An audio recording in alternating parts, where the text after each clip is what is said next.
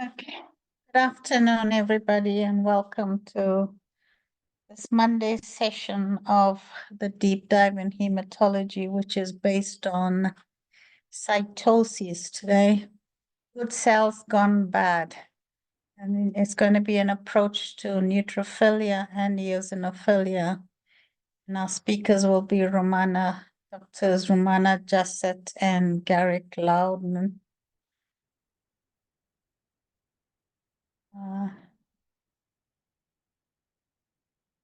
Before we start, just a few housekeeping notes. Please remember the recordings may be found on www.bloodessay.org.za under resources. Even previous deep dive sessions will be there. A Q&A, you can add any questions or comments to the chat box. Otherwise, you can put up your hands and ask questions at the end of the talk. If you are not on the mailing list, please email your request to Melanie at the above email address. CPD points will automatically be submitted to the HPCA for each attendee in South Africa. But please make sure that you're attending with your own registered Zoom account and not in a group. If you need a CPD certificate or you have any queries, please contact Melanie Davids at UCT, and she should be able to help you. To get one CPD point, we need to be here for an hour. Blood Essay and the speakers value your honest feedback. Please complete the anonymous feedback survey at the end of the Zoom meeting. As this is anonymous, we are unable to respond to requests requiring a response made in the comments section. So have to contact somebody directly in that case. Just a reminder of upcoming conferences. The SASMO-SASETS conference is between the 5th and 7th of April at the Cape Town International Convention Center.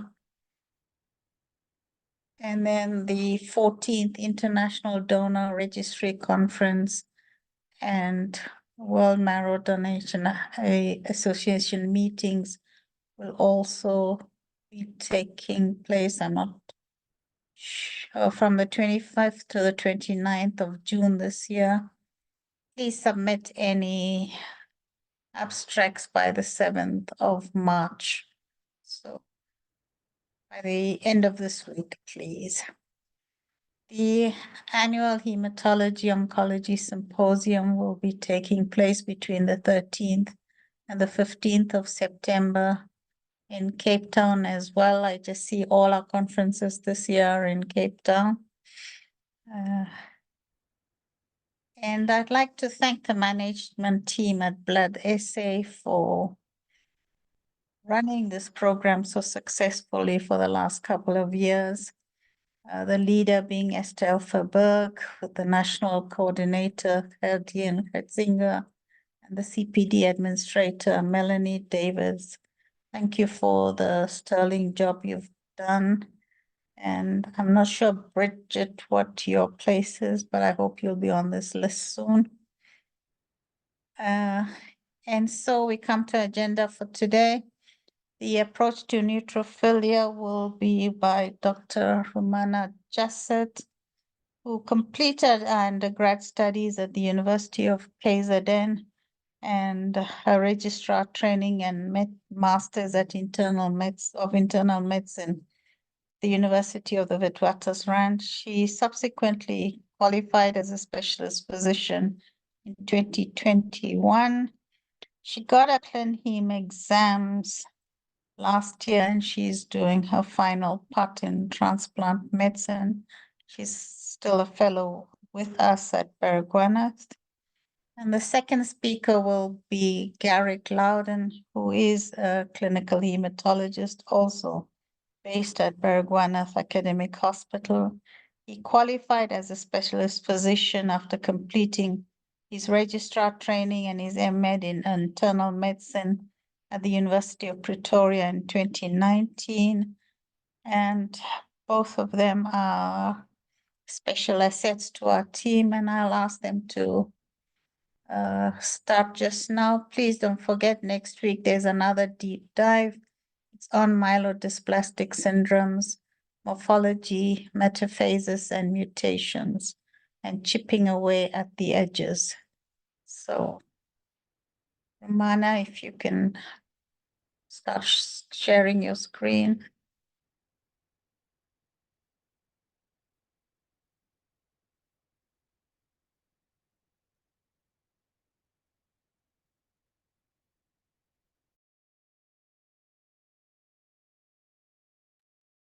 Can you all see that? Yes, Yeah. we can.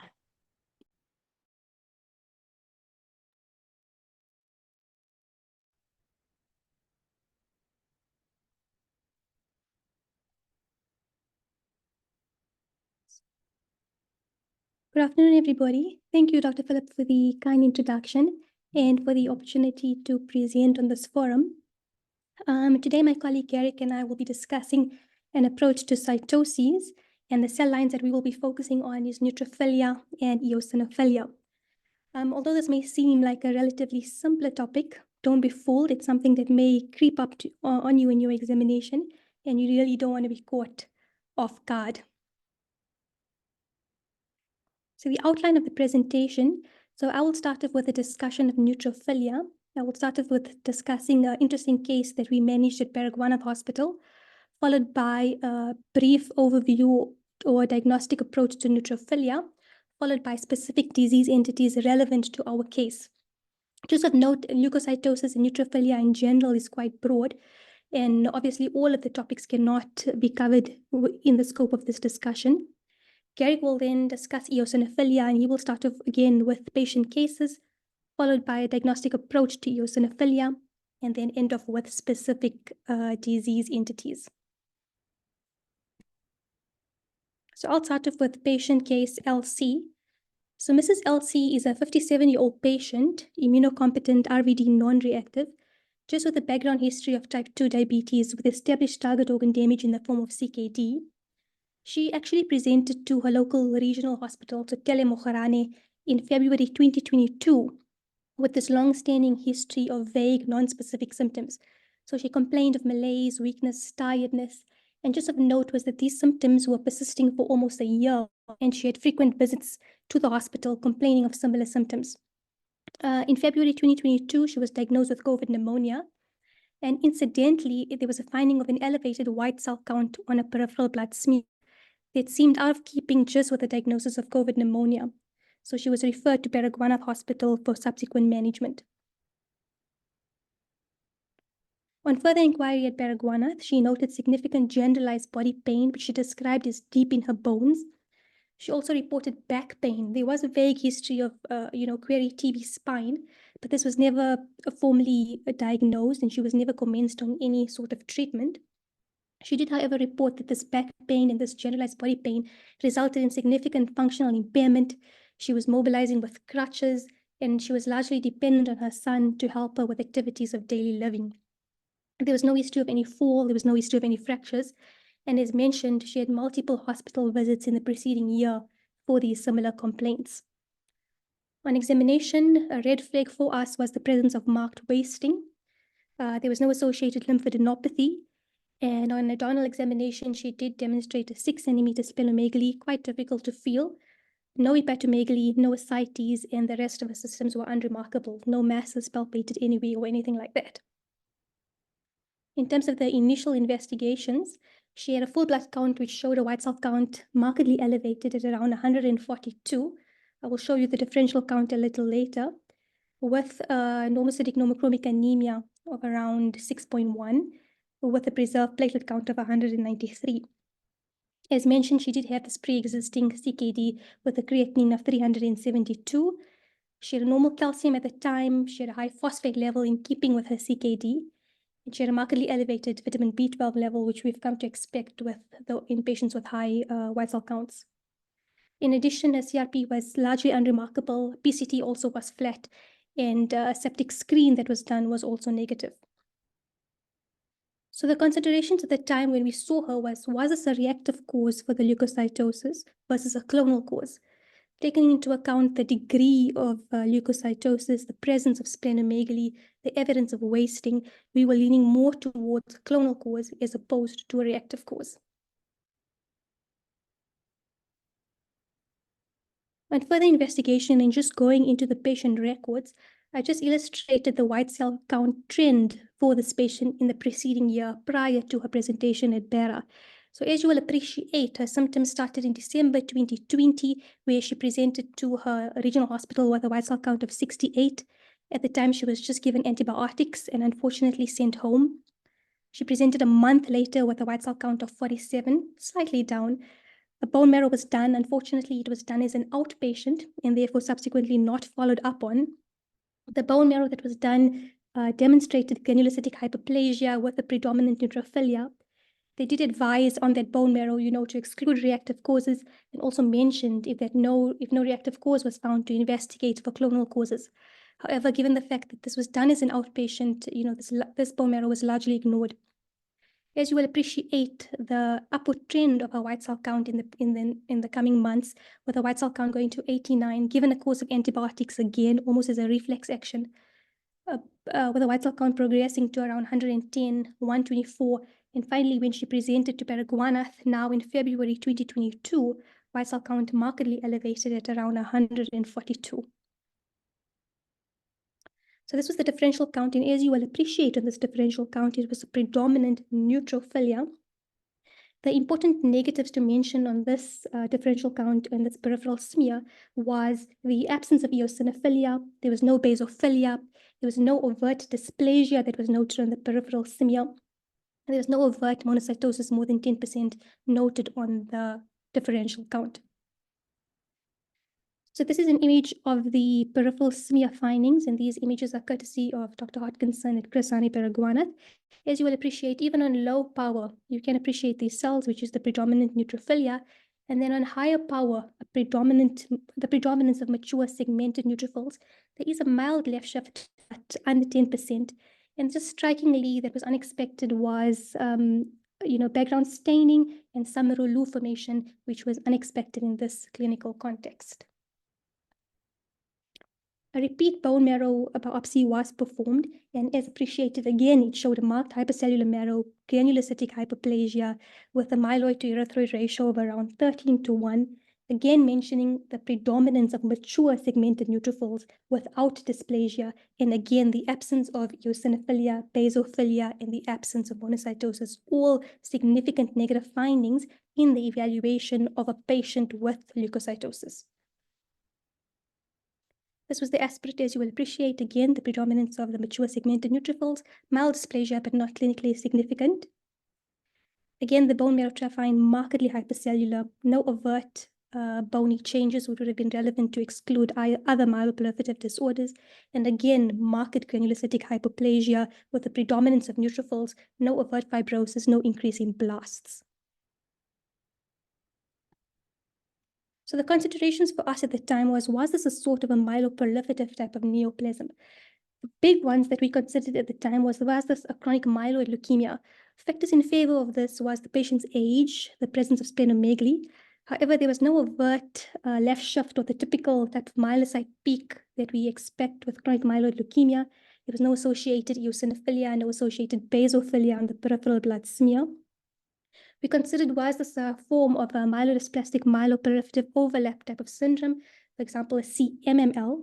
However, the negatives here was the monocyte count was under 10%, and there was really no overt dysplasia that we could appreciate. And something that we really leaned towards was, even though it was quite rare, was this a chronic neutrophilic leukemia. Factors in favor of this was the splenomegaly, the persistent leukocyte count more than 25, with the predominance of mature segmented neutrophils accounting for more than 8%, and the precursor white cell count under 10%. So that was quite high up on our cards, and other myeloproliferative neoplasms were really not favored at the current time. So how did we proceed, or how did we investigate further? So some molecular testing that was done, the FISH for translocation 922 BCR-ABL was negative. Particularly, we also looked for the P230 isoform, which is associated with neutrophilia. And in addition, there was no mutations noted in the JAK2, exon 12, and exon 14, KLR or MPL, to exclude many of the other myeloproliferative neoplasms.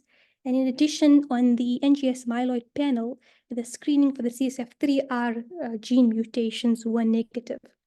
So we were at a point, where to next? What exactly were we actually dealing with? We didn't really have a clear diagnosis at the time.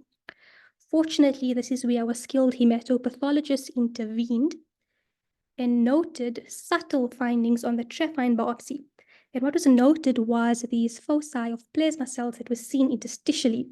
And these were confirmed with appropriate immunohistochemical staining and confirmed on the CD138 plasma cells reaching 16%.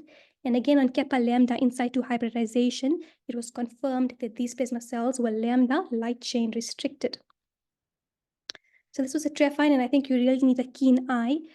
For somebody who's a bit untrained like myself, you may appreciate, the predominance of the mature segmented type of neutrophils. But if you look closely, you may appreciate some small plasma cells with an eccentric type of nucleus here, and you really require a keen eye to pick up these subtle findings. This was the CD138 immunohistochemical stain. As you will appreciate, plasma cells, it's positive in about 16%. And again, the lambda in situ hybridization confirming clonal plasma cells around 16%. So this prompted us to do a myeloma workup, and this demonstrated free lambda light chains of approximately 3,175. And the conclusion was that this was plasma cell dyscrasia favoring a light chain, myeloma favoring the lambda light chain subtype. This was further confirmed in a skeletal survey, and as you will appreciate, numerous type of lytic lesions in the long bones, the pepper pot type of skull, lytic lesions in the humeri, as well as in the pelvis. So the final conclusion after putting this entire case together was that this was a light chain myeloma of the lambda subtype with an associated paraneoplastic neutrophilia. How do we manage this case? So this is just the management of this patient in relation to the white cell count trend. So when the patient presented to us in February, we started on hydroxyurea at a dose of 1 gram daily.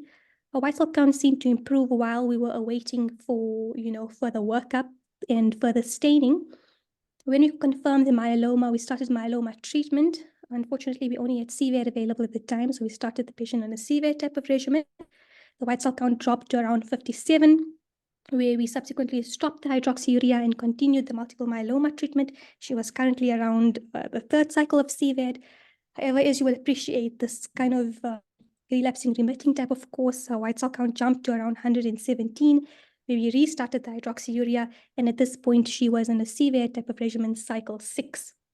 At this point, we applied for thalidomide and dexamethasone and made a decision to treat her with the hydroxyurea as well as the thal and dex. But white cell count just continued to rise at that point, and unfortunately, in June 2023, she presented with a white cell count of around 104. Patient was in septic shock and unfortunately passed away at the time. You might be wondering, how did her lambda light chains respond in terms of the myeloma treatment? But unfortunately, she started off with a lambda light chain of 2,800, and subsequently it just continued to rise. The lowest we ever got it was 1,800, but really a poor response in this particular patient to any sort of myeloma treatment. So I'd just like to take you through now to a discussion, and just to start off with a brief approach to neutrophilia in general, before I kind of hone in and discuss a little bit about this interesting concept of myeloma and neutrophilia. So just when you want to approach cytoses, just a few definitions. I'm sure this is common to everybody, but just to take note of the following definitions. So when I talk about cytosis, or the plural cytoses, I'm really talking about the proliferation of a certain type of cell. In this case, we're talking about the granulocytic series. Leukocytosis, even though basic, refers to the increase in white cell count with a normal range of around 4 to 11. Granulocytosis refers to increase in cells in the granulocytic series. Sometimes used interchangeably with neutrophilia, although this is not completely correct. And then neutrophilia, or the main definition, is the absolute neutrophil count more than 2 standard deviations above the mean.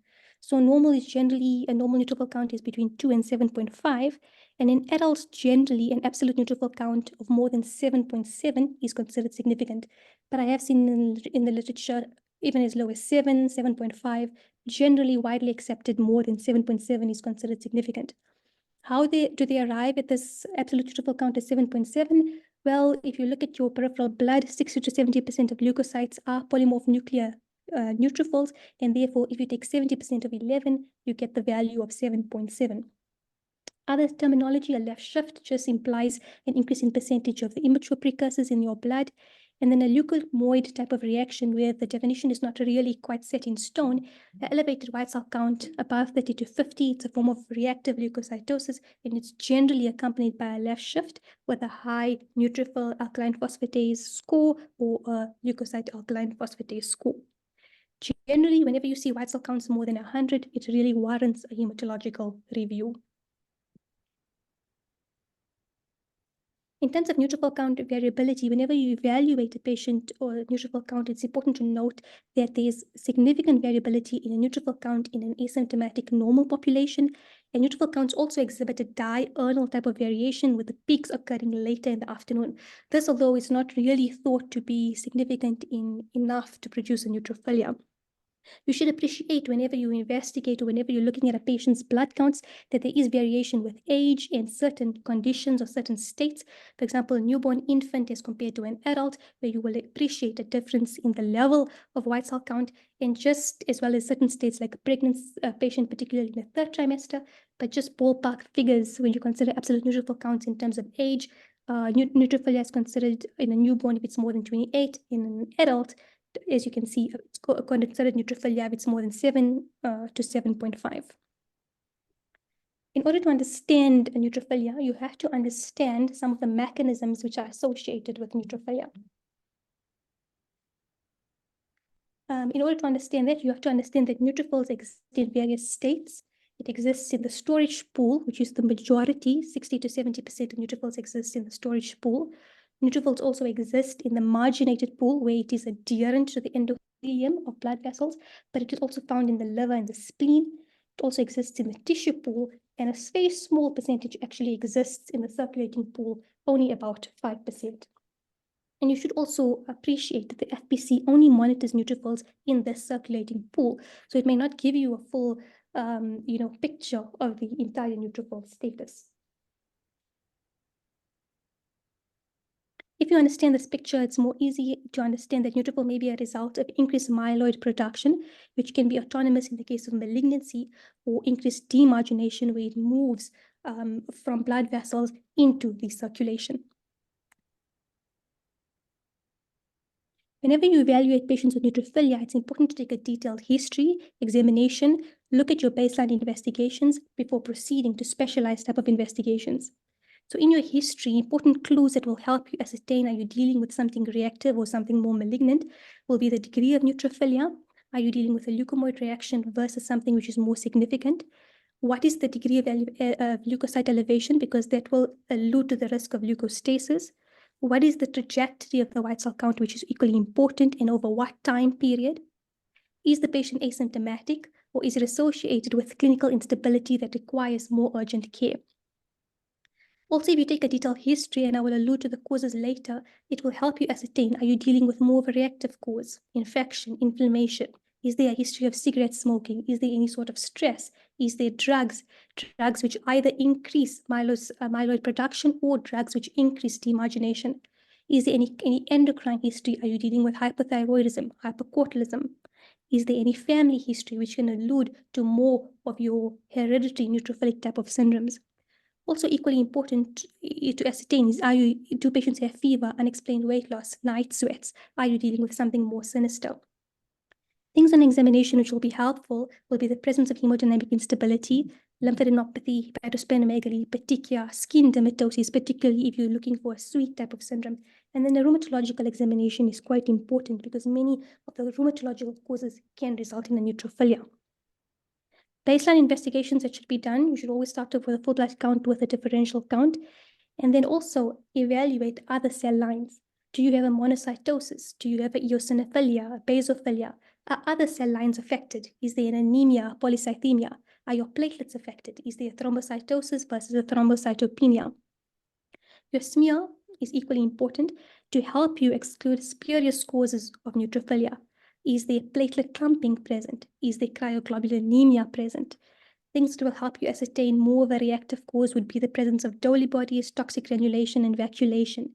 Is there a left shift? Is there a leukoerythroblastic type of reaction? And then, of course, the presence of blasts and dysplasia may point you in a particular direction. For completeness sake, it's also important to evaluate your renal system, your liver function test, blood cultures, the DIC screen, and also evaluate your infection markers. Based on your history, examination, and baseline investigations, it will determine if specialized investigations are warranted. These include a bone marrow aspirate and trephine, flow cytometry if clinically indicated, and then particular molecular or genetic testing, particularly your translocation 922 BCR-ABL, P230 isoform, which is associated with neutrophilia, and exclusion of other MPNs with your JAK2, V617F, and exon 12, and then, of course, your myeloid NGS to exclude your CSF3R type of mutations. So looking at the etiology of neutrophilia, I think this is an important stepwise approach. You should ask yourself, are you dealing with a normal variation? That should be your first thought. Are you dealing with a spurious type of neutrophilia? Are you dealing with reactive causes? Or are you dealing with clonal causes of neutrophilia? So this is just a table just to try to simplify some of the causes. So if you started with a normal variation, is it age appropriate for this particular patient? Look at the patient's body habitus. Obesity is associated with a high neutrophil count, most likely secondary to an increased amount of leptin production. Look at ethnicity of the patient. Look at pregnancy, particularly the third trimester. Is the spurious neutrophilia? In other words, is there platelet clumping present, which will be confirmed in the peripheral blood smear? Is there evidence of mixed cryoglobulinemia on your peripheral blood smear, particularly at lower temperatures? Are you dealing with reactive causes? Reactive causes include infection, inflammation, stress, cigarette smoking. Drugs are a very big cause. Are you dealing with drugs which increase myelocyte production like ETRA, GCSF, Plerixafor? Are you dealing with things which increase demargination of neutrophils into the peripheral blood like steroids?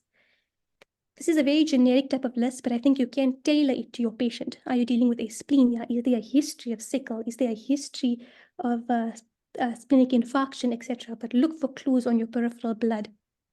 Are you dealing with endocrine causes, particularly hypothyroidism, hypercortisolism, and then any form of bone marrow stimulation also is implicated as causing a neutrophilia. Clonal causes, the big cause will be your MPNs, and as mentioned, particularly your CML, CMML, your CNL, and your other MPNs are also implicated. But again, this is more of a generic type of list, and you should tailor it to what you're seeing in front of you. Don't forget, it's very important to mention your non-hematological paraneoplastic manifestations where you have autonomous GCSF secretion, particularly from solid organs. And then don't forget inherited disorders. And finally, if no clear cause is found, could this be chronic idiopathic neutrophilia? When evaluating a blood smear, is there anything that can point you towards more of a reactive cause versus more of a malignant cause? The answer is not really, but there is possibly some clues. Things which favor more of a reactive cause would be if you see more of a left shift, if you see toxic granulation, Dolly bodies, if you see a lower white cell count, and if you see no defining molecular or clonal type of markers. If you see a higher white cell counts or you see other implicating evidence like basophilia, eosinophilia, blast, dysplasia, it may point you towards more of a malignant cause as opposed to a reactive type of cause. I'd like to just proceed with a discussion on specific type of entities.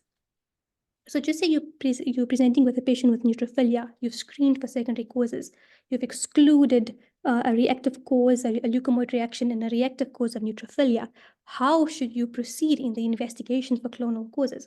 Well, I think a good point would be to start off with investigating for the BCR-ABL translocation and assess if it's positive you are dealing with CML.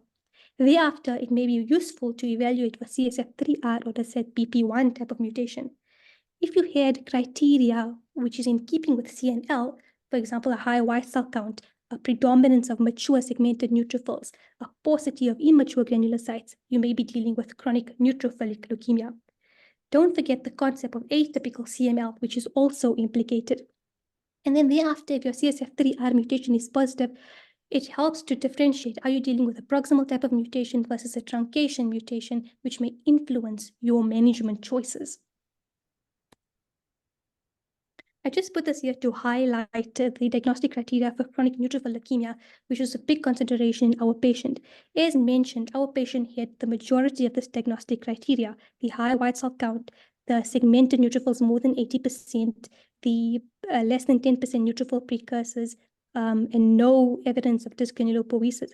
However, it's important to mention here at the bottom that in the absence of a CSF3R type of mutation, and no identifiable causes of neutrophilia, you should exclude a plasma cell neoplasm, and this was key in this patient.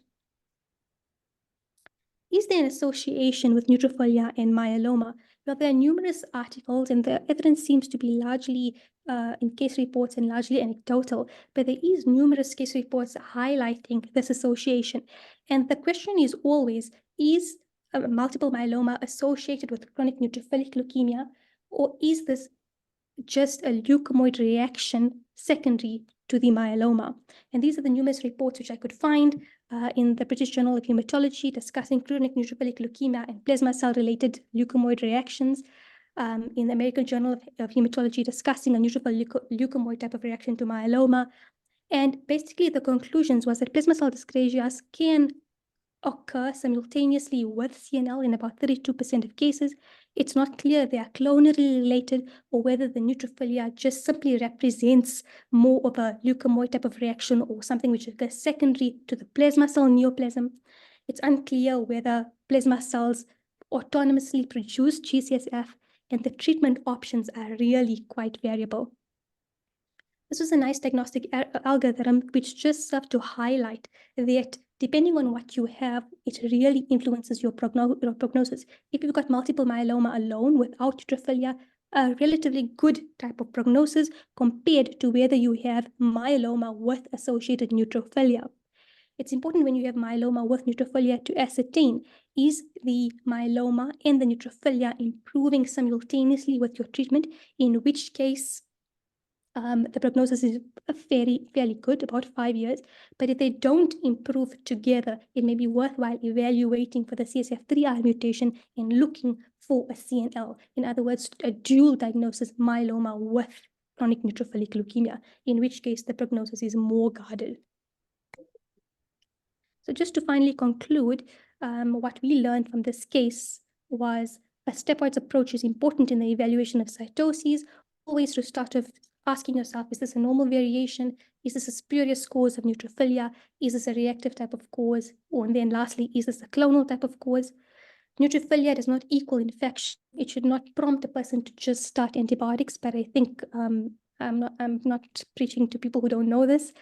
The importance of a skilled hematopathologist for subtle bone marrow abnormalities is key, and we really could not have come to this diagnosis without our team at Paraguana. And lastly, to think out of the box. Myeloma with neutrophilia, I had not heard of this prior to seeing this patient and doing this talk. But important to note, does this represent a clonal process, or is this simply a reactive cause? Thank you. I'll now hand over to Gary, who will discuss eosinophilia. Sorry, Romana, can I just get you to answer a few questions before we move on?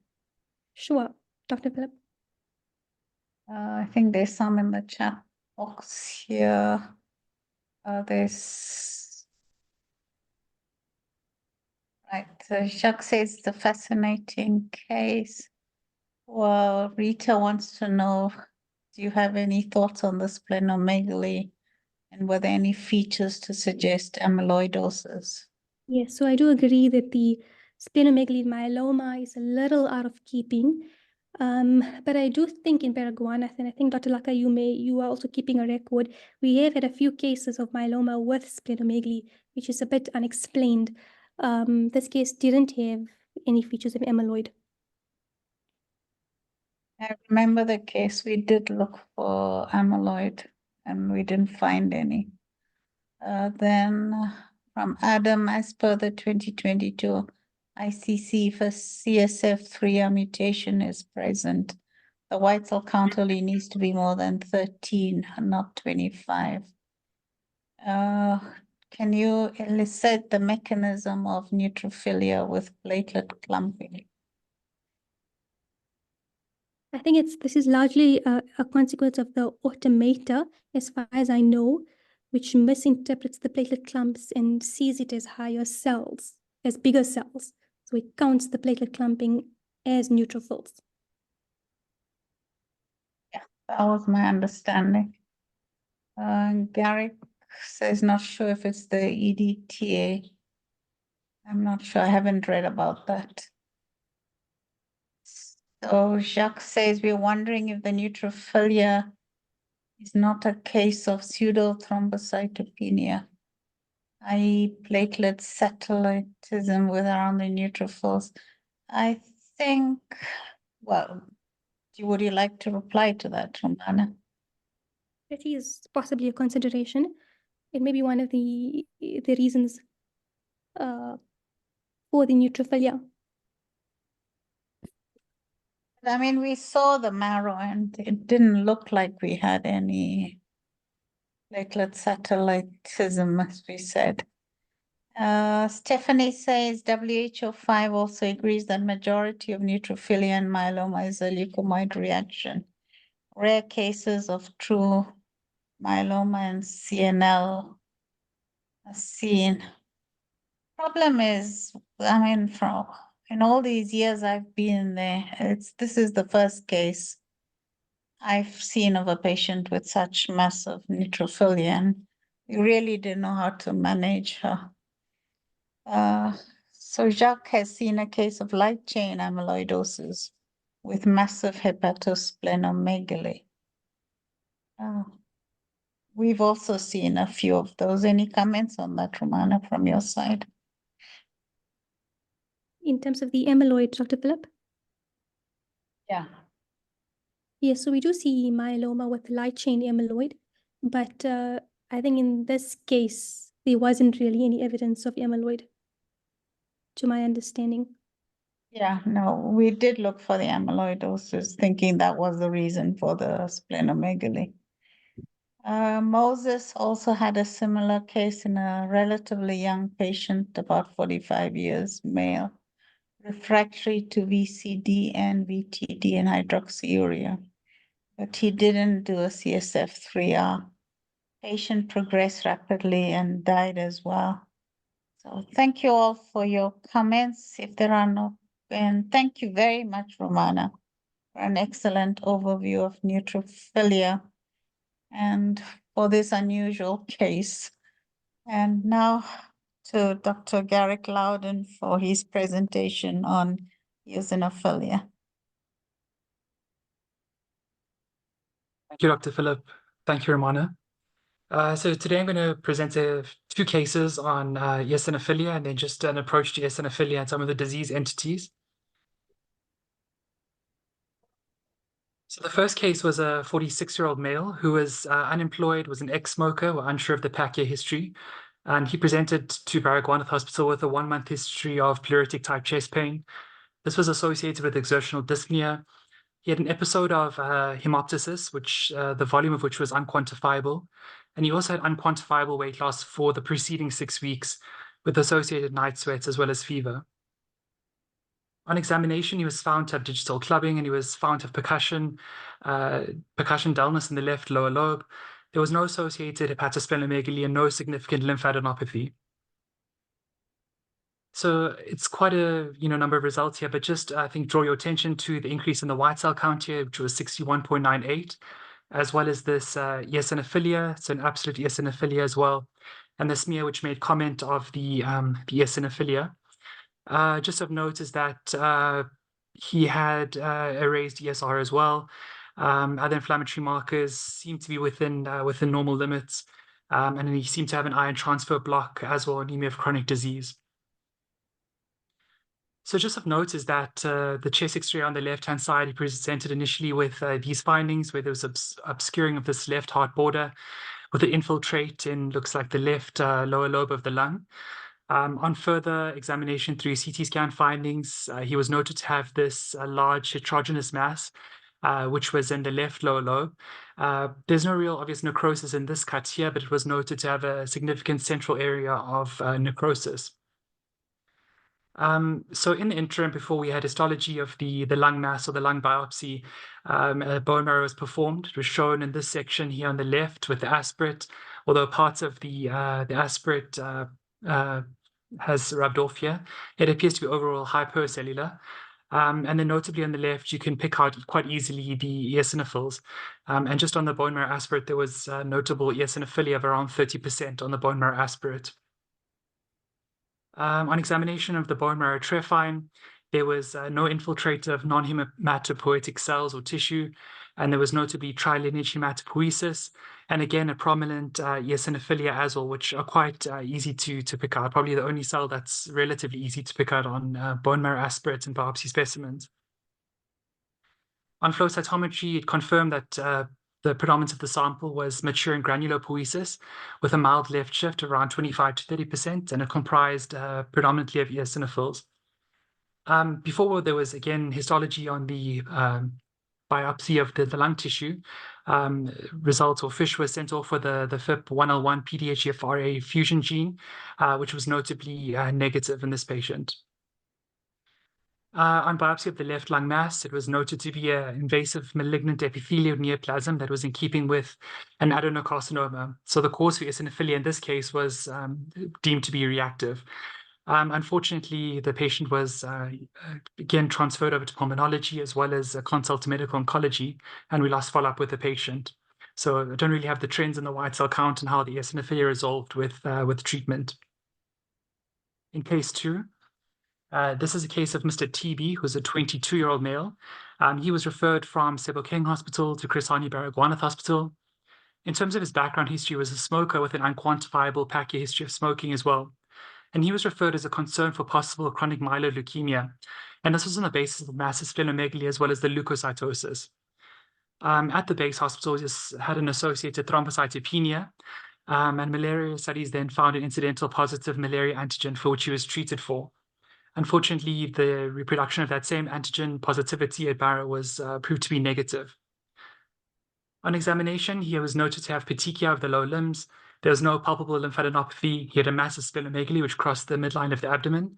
And he had a hepatomegaly or HEPA, which was palpable 5 centimeters below the right costal margin. On abdominal ultrasound, it was confirmed that the liver was enlarged and was heterogeneous with no infiltrate.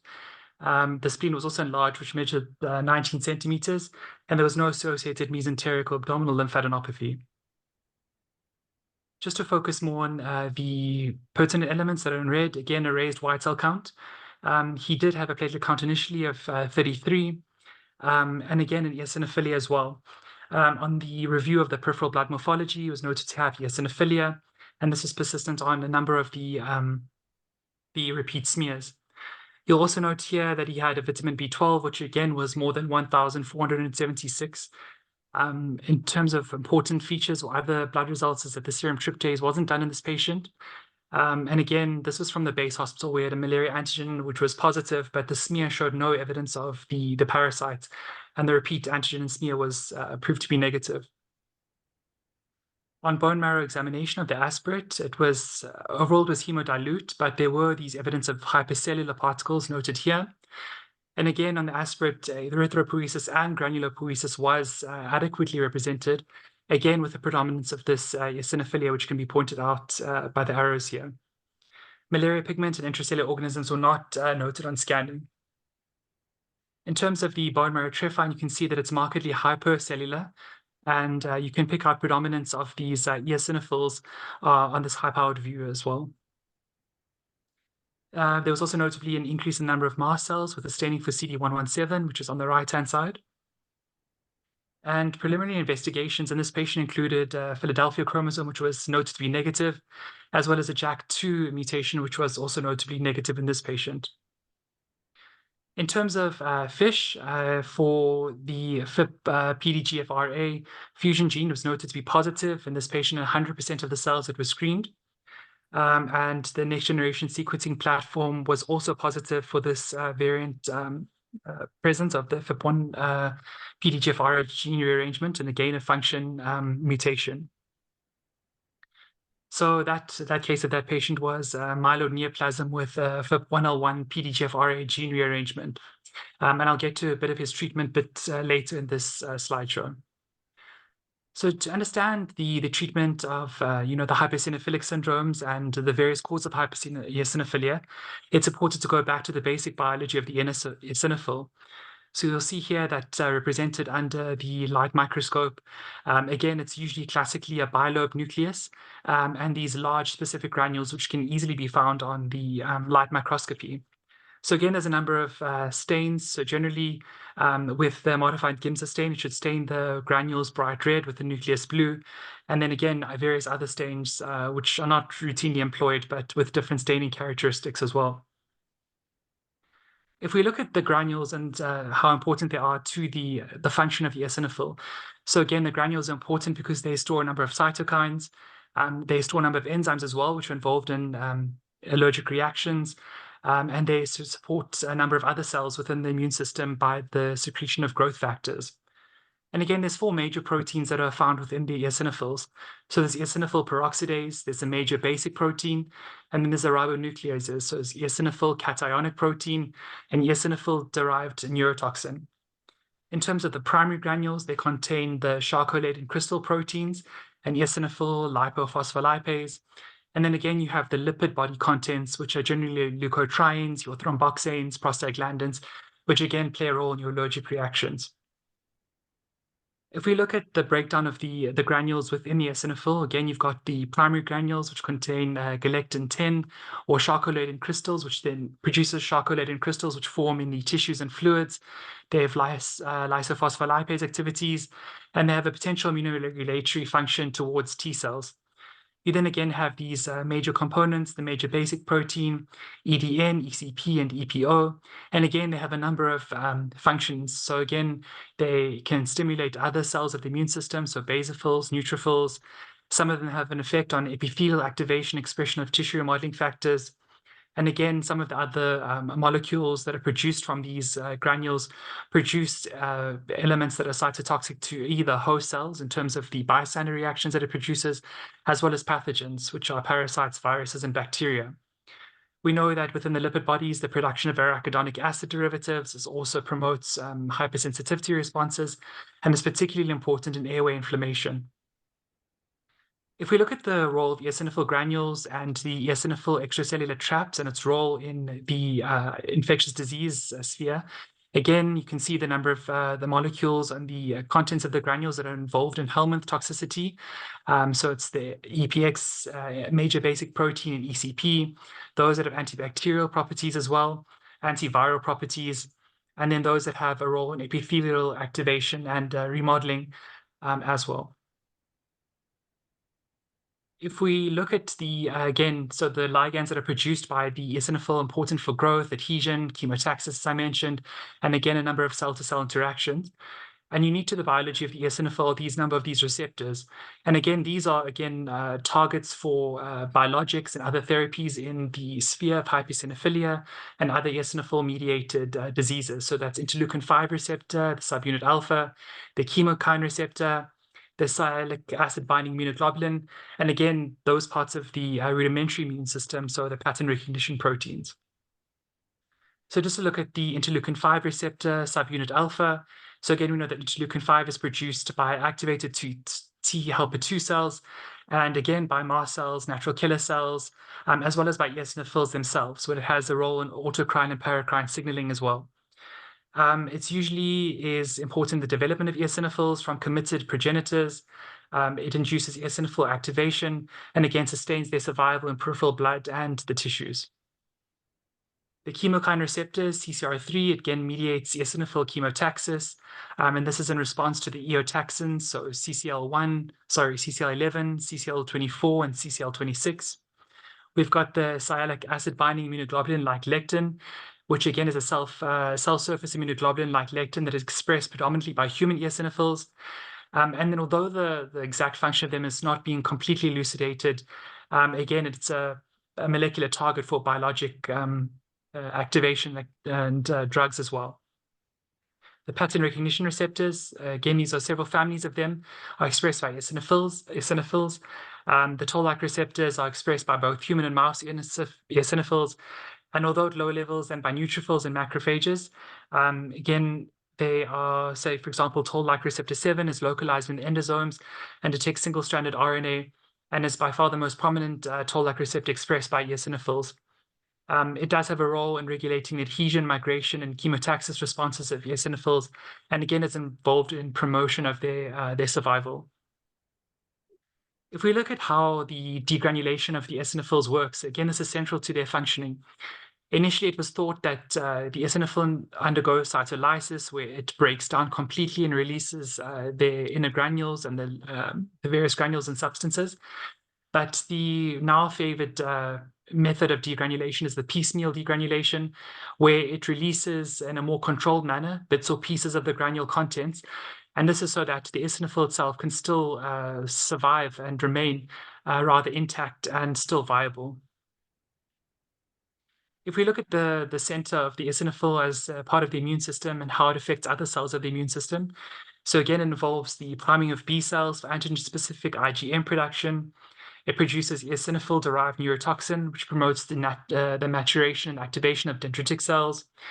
It produces by a number of substances, major basic protein, ECP and EPX, and eosinophil-derived nerve growth factor. It activates mast cells.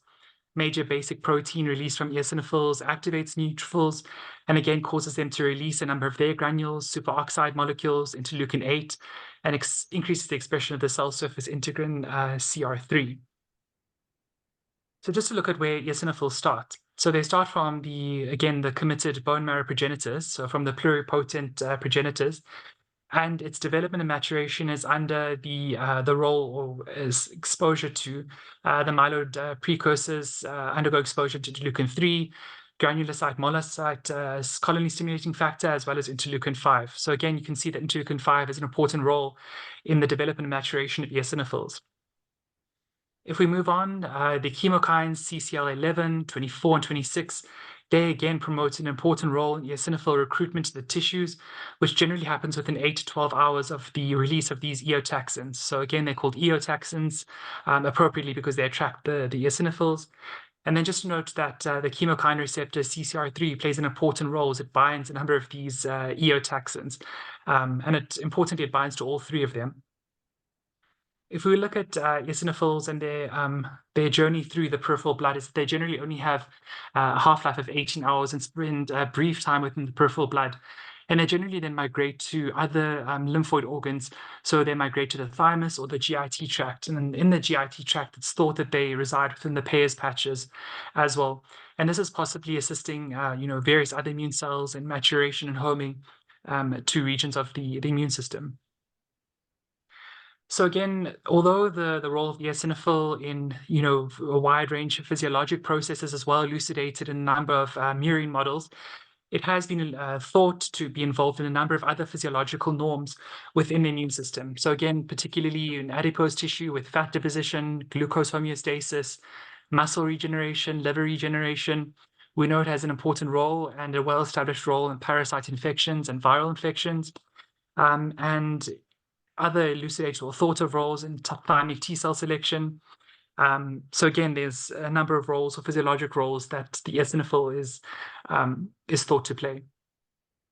If we look at, again, the role that the eosinophil plays in a number of deleterious processes and diseases. So again, this is a number of, particularly in terms of asthma, COPD, eosinophilic pneumonias, a number of infections, inflammations related to a number of drugs, inflammatory bowel disease, the GIT and its role in eosinophilic esophagitis, and again in chronic rhinosinusitis with nasal polyps. So let's just look at a few of the definitions. So absolute eosinophilia, again, is more lab dependent according to the normal values, but generally it's regarded as more than 0.45 to 0.5 to the power of times 10 to the power of 9. And we can divide this into mild, moderate, and severe. And I'll show you that on the next slide. It's thought to be common in the general population, up to 1 to 2% of the general population. And this is in contrast to the hypereosinophilic syndromes, which are generally regarded as rare. Relative eosinophilia is when there's a more than 6% eosinophil count in the peripheral blood differential count. combined absolute and relative combines the absolute value of more than 0.5, as well as the 6% of eosinophils in the diff count. Hypereosinophilia is regarded as an eosinophil count or persistent eosinophilia of greater than 1.5 times 10 to the 9, and this is not associated with any target organ damage. It gains the title of syndrome when there is associated tissue hypereosinophilia and target organ damage as well. And as I mentioned, this is rare, with an incidence of 0.315 to 6.3 per 100,000 in the United States, and that's associated with target organ damage and infiltration. Primary eosinophilia is thought that the eosinophils are related to or being part of an underlying clonal disorder. So that's underlying stem, myeloid, or eosinophilic neoplasm. Secondary eosinophilia is a condition in which eosinophils are regarded as non-clonal. And then idiopathic, in which there is, again, a provisional category that includes all cases which a clear underlying etiology cannot be identified. So again, grading of the absolute eosinophil count. So we've got mild, which is 0.5 to 1.49, moderate, 1.5 to 5, and severe, which is more than 5.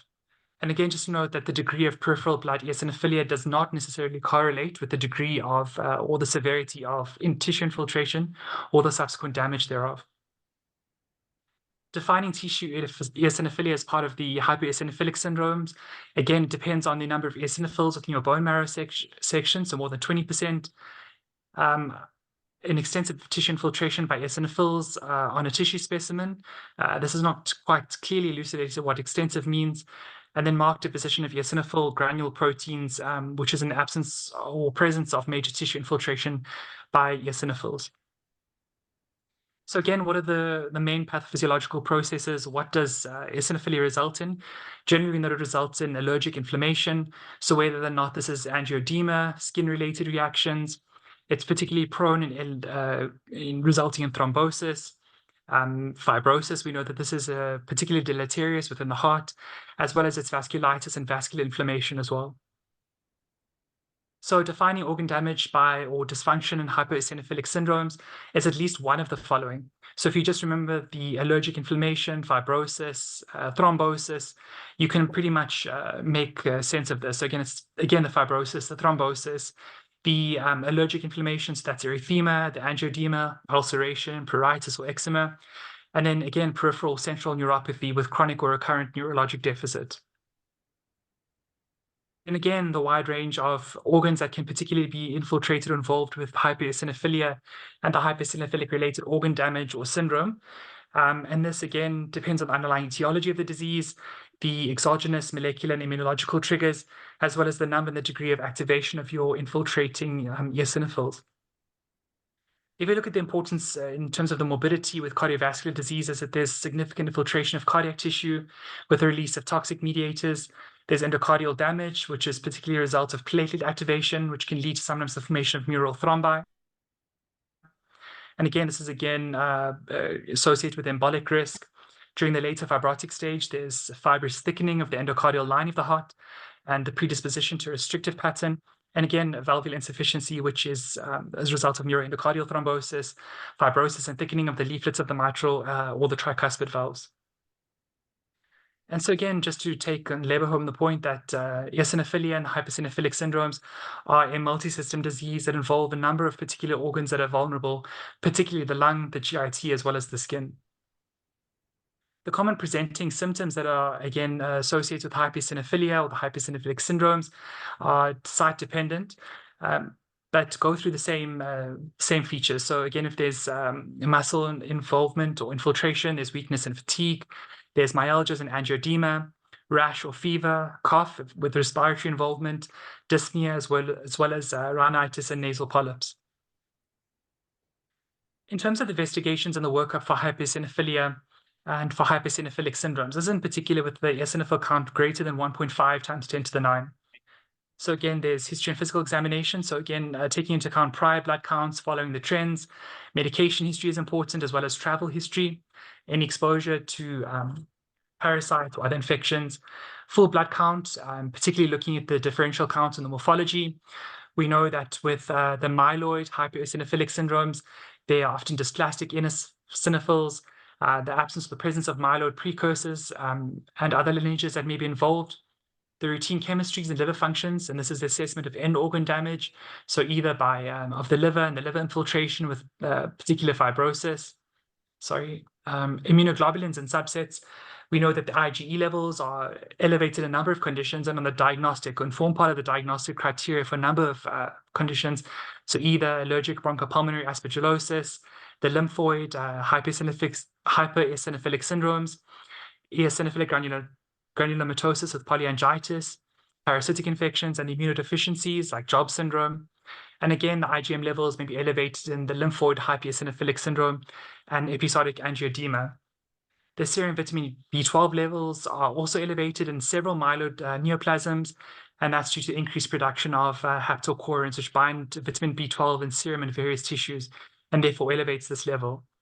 Serum tryptase is particularly important, and it's useful in settings in which the FIP-101 PDGFRA FISH or screening is not available, as it's noted in literature that evaluation of the serum tryptase levels can be a useful surrogate marker for this FIP-101 PDGFRA gene rearrangement. But again, elevated serum tryptase is near universally positive or raised in PDGFRA and the KIT-associated diseases as well. Further investigations would be to find out if there's any underlying clonal or aberrant T or B cell population characteristics of the lymphoid hypereosinophilic syndrome. If there's target organ damage in the form of cardiovascular involvement, you would want to perform serum troponins, ECG, although probably going to be less useful, echocardiogram, and then probably cardiac MRI if it is indicated. Autoimmune workup, particularly of the for ANCA-associated vasculitis or vasculitides, and then infectious diseases, particularly in our setting, with testing for ova, parasite testing, stool culture, and antibody testing for specific parasites. So strongyloides is of particular importance or paramount importance, and you'll see why later on that with why this is important. CT scan to assess for the presence or absence of splenomegaly, lymphadenopathy, pulmonary involvement, and again, further investigations determined by the organ system that's involved. So any patient with pulmonary involvement or infiltrates on chest X-ray with eosinophilia may warrant a pulmonary function test as well as bronchoscopy. Sorry, I'm almost at the list of these exhaustive investigations, but again, this will be tailored, number one, by the pattern of the organ that's involved, and by your cluster of features that you find in investigations.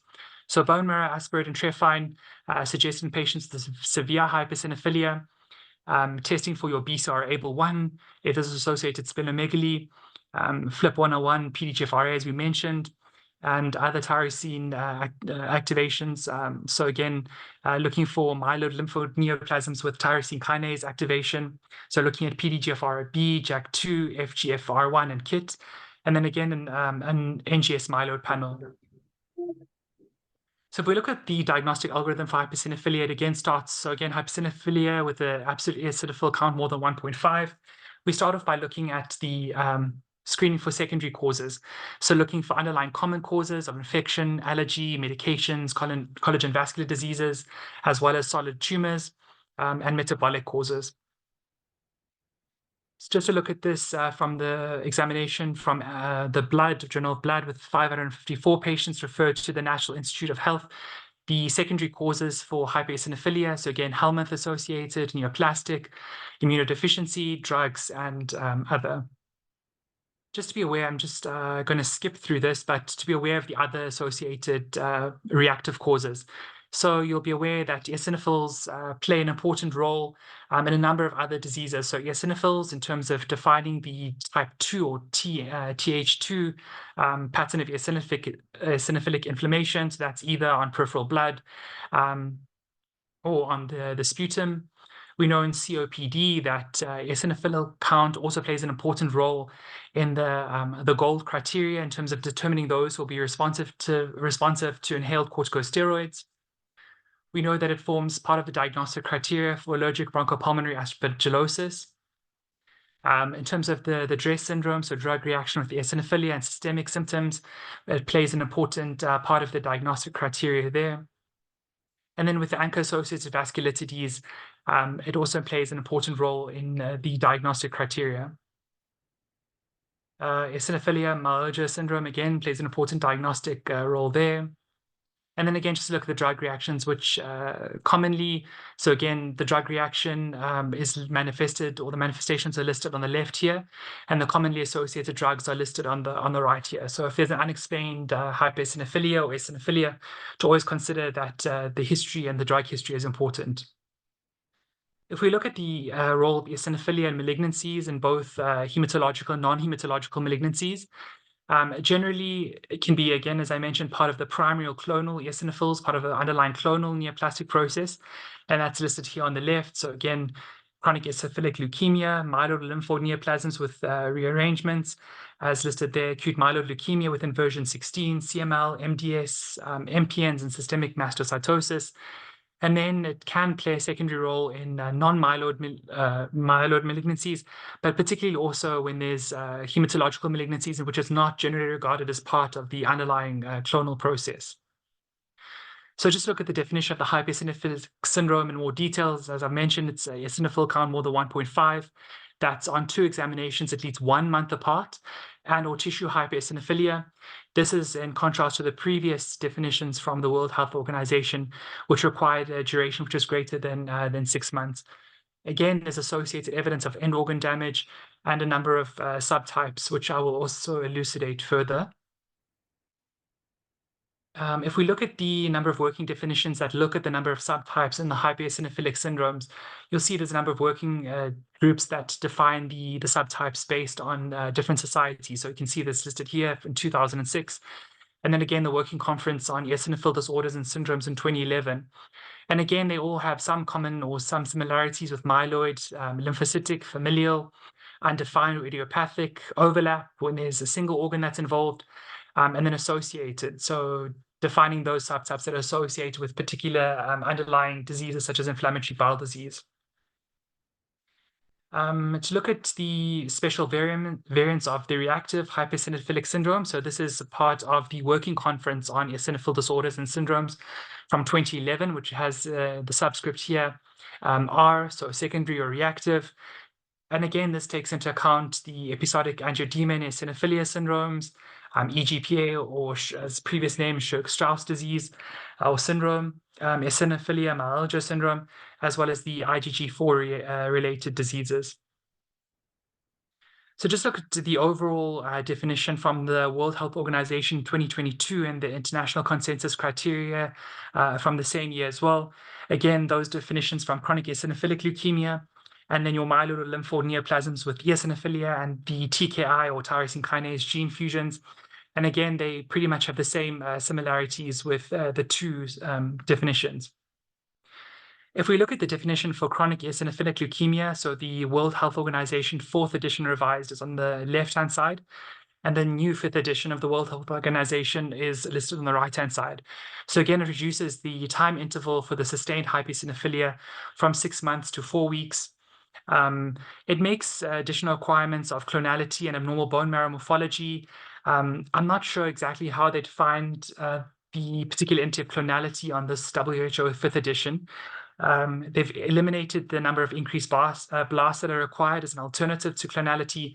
And again, they've put in this claim here that the absence of the Philadelphia chromosome, as well as the other gene rearrangements involving PDGFRA, B, and FGFR1.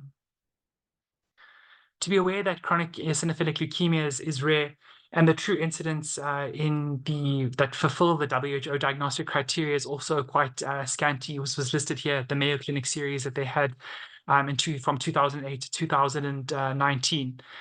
The epidemiology is also quite scattered in terms of what resources you read, but generally diagnosed from the ages of 20 to 50, notably at the extremes of age. From the SEER database, they noted that it occurs at a median age of 57 years. And there's also a number of prognostic factors within the disease which may predict its median survival, so of 22.2 months. They've looked at the response to imatinib therapy is generally uncommon, except for some instances of chronic eosinophilic leukemia with the PDGFRA mutations. They've looked at unfavorable prognostic features with marked splenomegaly, bone marrow fibrosis, megakaryocytic atypia, and thrombocytopenia. And then just look at the previous definition from the 2008 in the ICC. So Back then, the myelolymphoid neoplasms with these tyrosine kinase gene fusions was referred to as the rearrangement of the PDGFRA, B, FGFR1, or with the PCM1 JAK2. So they now have renamed this as the myelolymphoid neoplasms with eosinophilia and the tyrosine kinase gene fusions, and includes now cases of ETV6 and ABL1, FLT3 fusions, or other tyrosine kinase gene fusions. And this is just to emphasize the molecular and genetic changes and the heterogeneity of it as well, and the disorders that result, particularly in the constitutive tyrosine kinase signaling. And it again shows that some of these molecular targets may be amenable to certain therapies. So just to look at this table on the genetic abnormalities, the clinical presentations of these myelolymphoid neoplasms with tyrosine kinase gene fusions, you can see that there's a number of ways that it does present in terms of the manifestation. So commonly, it's again the chronic eosinophil-like, leukemia-like with extramedullary involvement, CEL-like or CMML-like presentation with a nodal TAL, presenting as an MPN or MDN-MPN overlap, common presentations with chronic eosinophil leukemic type presentation. Again, just to be aware that the majority of these appear to be more common in males more than females. And except for the FGFR1, it's generally responsible or responsive to imatinib. That's pretty much the inclusion. This is from the 4th edition revised of the WHO. Again, to note here in terms of organomegaly, so again, splenomegaly, hepatomegaly is generally common to a number of them, lymphadenopathy as well. If we look at the definition, so I think this table summarizes a bit better the subtypes of the hypereosinophilic syndromes and makes it a bit more simpler. So you've got the myeloid lymphoid overlap, the associated familial, and then idiopathic. So that's just going through the remainder of them. The diagnostic algorithm in hypereosinophilia, I thought that this from the Allergy or Journal of Allergy from January 2023 sometimes simplifies it a bit easier. So it looks for, again, the causes of it, looks for the pathogenesis, looks for underlying disease that's important, and again, searches for the end organ damage. So that's either through pathology itself and biopsy of peripheral specimens. If there's associated positive family history, it could fulfill criteria for hereditary hypereosinophilia, familial with the familial subscript. If there's evidence for reactive conditions, there's no evidence for reactive conditions, and you've undergone a hematologic workup and you've deemed it to be primary when it's related to underlying myeloid or stem cell neoplasm. And again, those that are idiopathic or not related to underlying conditions, which there's no clear explanation.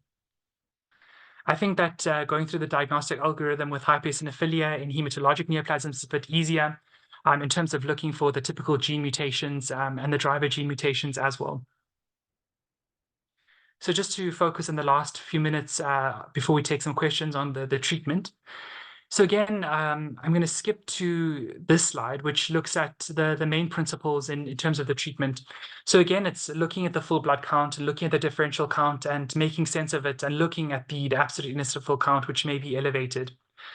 Assessing if there's any life-threatening related conditions as well. That's particularly is related to the hypereosinophilia.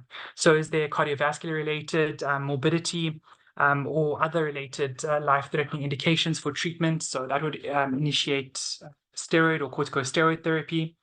Again, if you suspect strong glioides, that's when ivermectin therapy may be more useful. If corticosteroids are tapered and you're not able to taper them, there's unacceptably high doses of steroids, that's when you should start more steroid-sparing agents. So second-line treatment would be hydroxyurea, imatinib, interferon alpha, and then more targeted biologics. Looking at whether or not the disease is asymptomatic and there's no features of myeloid or no suspicious features of a myeloid neoplasm. That's when you can consider that you would closely and watch and wait. And then again, if there are stable manifestations and there are signs or features that may be consistent with underlying myeloid neoplasm, that you would particularly then look for the hypereosinophilic syndrome subtypes.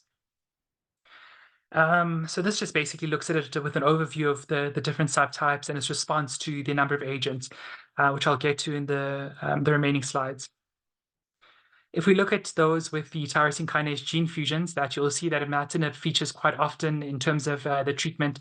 And they generally respond to much lower levels of the tyrosine kinase inhibitors. So no, generally not the 400 milligram range that you would start in patients with chronic myeloid leukemia. They generally respond to as low as 100 milligrams of imatinib. If you look at those with the FGFR1, generally not responsive to imatinib. So there's other agents which have or play a role. Futimatinib is another agent, an anti-FGFR1 molecule, which is under clinical trial and evaluation. The JAK2 receptor or ruxolitinib, FLT3 molecules, so midostaurin, and then the ETB6 ABL1 molecules, which respond to dasatinib, and the second generation ABL1 targeting tyrosine kinase inhibitors. So again, corticosteroids form the first line therapy. And again, the assessment of response should be within 24 to 48 hours with the addition of other agents after this, if you're not able to, if you've got target organ damage and life-threatening features. So again, it's the first line therapy. But long-term therapy is, again, itself deleterious. Cytotoxic agents, so conventional second-line therapy in idiopathic hypercinephilia. So that's hydroxyurea, methotrexate, cyclophosphamide. This would again be dictated by the underlying diagnosis. So if you've got your vasculitis or vasculitides, you'll probably use cyclophosphamide. Hydroxyurea for, again, as I mentioned, idiopathic hypercinophilic syndrome, the PDGFRA negative myeloid hypercinophilic syndromes, and the use of methotrexate as well as second-line agents in EGPA and hypercinophilic syndromes with pulmonary involvement. The use of interferon and cyclosporin is also used as conventional second-line therapy in the lymphoid hypercinophilic syndromes. And it's used particularly in the second-line agents in lymphoid hypercinophilic syndromes. And again, to be aware with each agent that there are associated side effects. So with cyclosporin, there's a risk of hypertension as well as nephrotoxicity. And then with the interferons, the infusion reactions, as well as the intervening cytopenias. Treatment with tyrosine kinase inhibitors is approved for the treatment of hypercinophilic syndromes. As I mentioned, it's nearly 100% efficacious in the PDGFRA-associated myeloid neoplasms, sometimes at much lower doses. So as I've mentioned here, that the FIP1L1 PDGFRA fusion protein is 100 times as sensitive to imatinib as the BCR-ABL molecule, and this is from the WHO 4th edition. To look at the biologics and more targeted agents that target interleukin-5. So interleukin-5 targets mepolizumab and resilizumab. Ones that target the actual receptor itself is benralizumab. And these are used as treatment agents in asthma and the hypercinophilic syndromes as well. So those are either idiopathic, overlap, or lymphocytic in nature.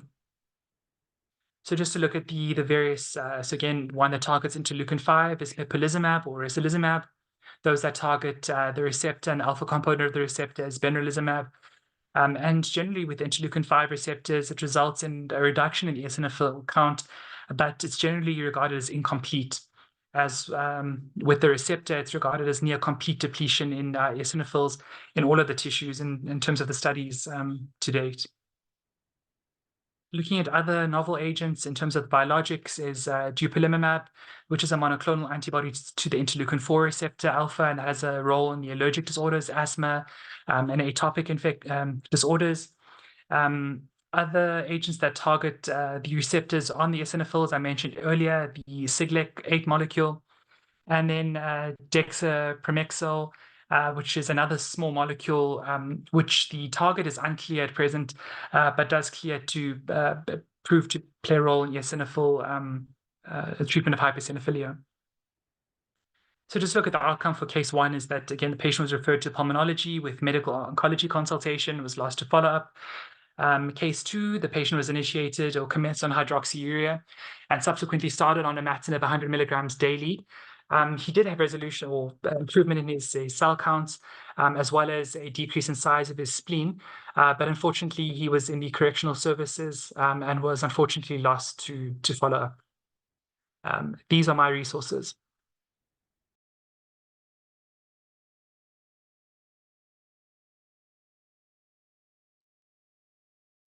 Thank you very much, Garrick, for an excellent overview of hypereosinophilia.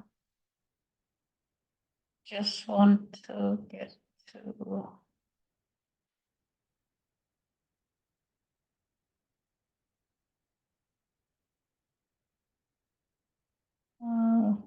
Comments? If there are any questions, I don't see any hands up, but please do put up your hands.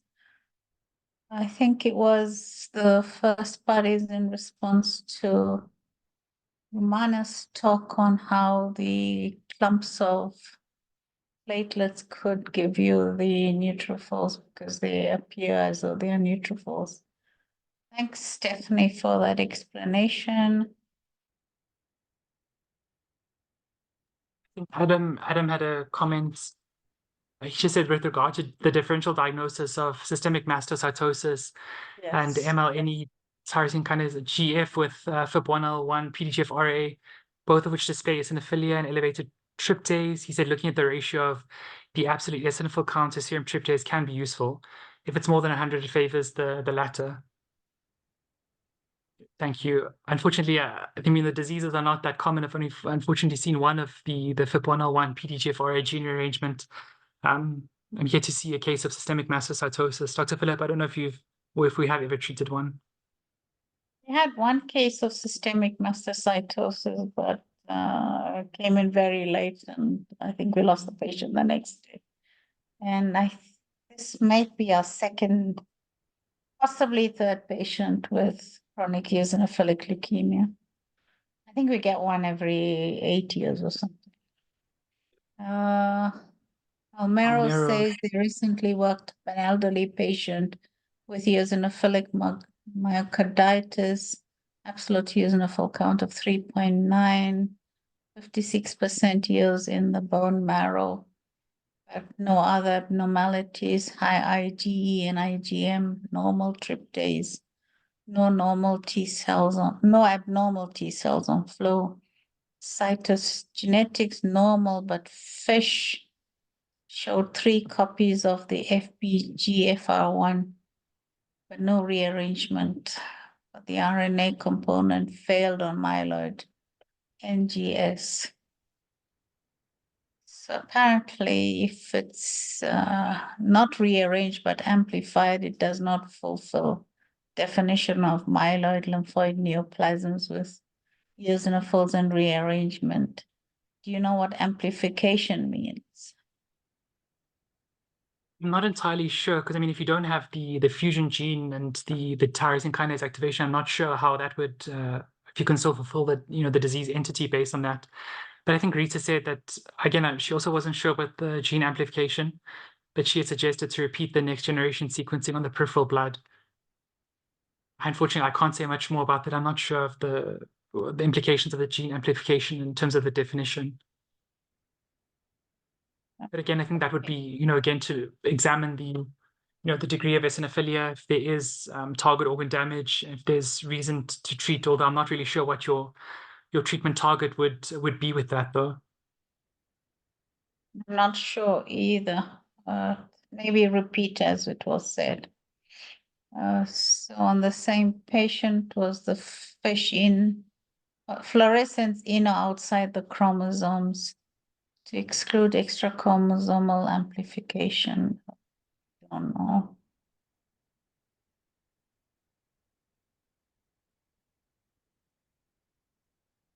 What kind of cells showed this? And 11% of them.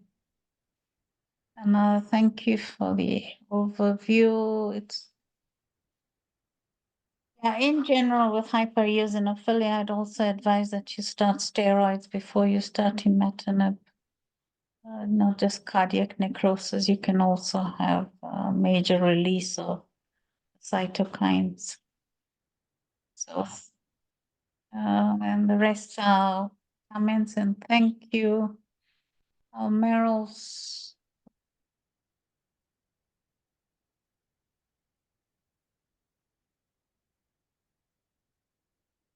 Thank you very much. I can't see anybody's hand up. But sorry, there is one. Kele Mohile, would you like to speak up, please?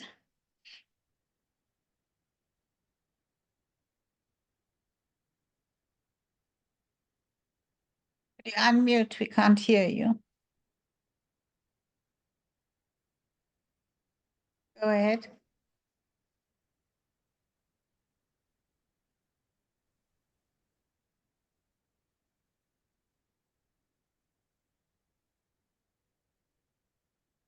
I'm not sure. I think there's a problem. I can't hear her question. It leads me to thank both of you for excellent overviews and very interesting cases, both unusual for both of us. I mean, at Baragwanath, we tend to see a lot of stuff, but both of these cases are relatively rare. And please do not forget the talk for next week on myelodysplastic syndromes. And have a good day, everybody. Thanks once again to Romana and to Garrick for your talks. Thanks, Dr. Philip, Thanks, and Anita. thank you everyone for the input as well. Thank you. Really excellent cases. Thank you.